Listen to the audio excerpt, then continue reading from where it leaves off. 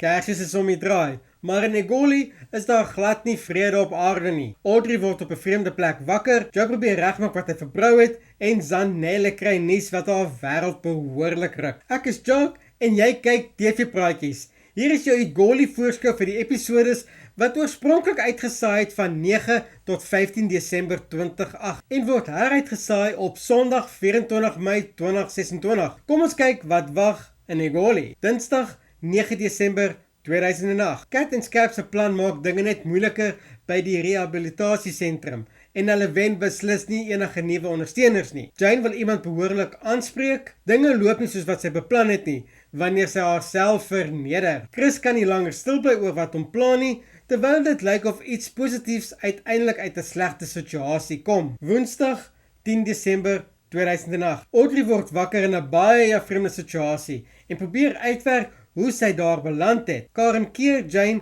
voordat sy verder kan gaan en Walko se werknemers sorg vir chaos by Cresta. Intussen keer iemand terug met belangrike nuus. Kurt begin aannames maak wat dalk gevaarlik kan wees en Liam word onverwags uitgevang. Die Women and Children Against Violence Kraks-spretloop bring ook groot opgewondenheid. Donderdag 11 Desember 2008. Candy probeer die voorgaande gebeure uitpuzzle, maar niks maak heeltemal sin nie. Lara dink sy het alles uitgepleis, maar haar gevolgtrekking is ver van die waarheid af. Albert se dag vat 'n nare draai, terwyl Kurt baie tevrede is met die uitslag van die trekking. Joe weier om na rede te luister en Steven maak amper 'n verkeerde besluit. Vrydag 12 Desember 2008. Karen besef sy was reg van die begin af. Joe probeer vrede maak, maar dit gaan nie noodwendig verloop soos hy hoop nie. Albert het genoeg gehad en die Walko werknemers se manewales bring genot vir almal. Steven se gedrag laat ook groot kommer ontstaan, terwyl Karen desperaat probeer om 'n plan vir die Kerspartytjie te kry. Maandag 15 Desember 2008. Rex is hierdie Kersfees skielik baie gewild,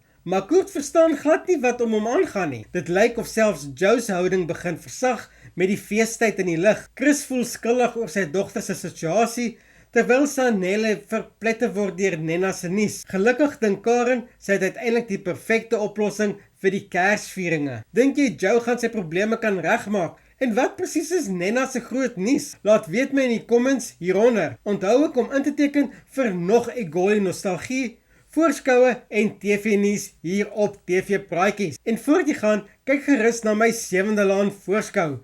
Die playlist is nou op die skerm. Bly dramaties en ek sien jou in die volgende video.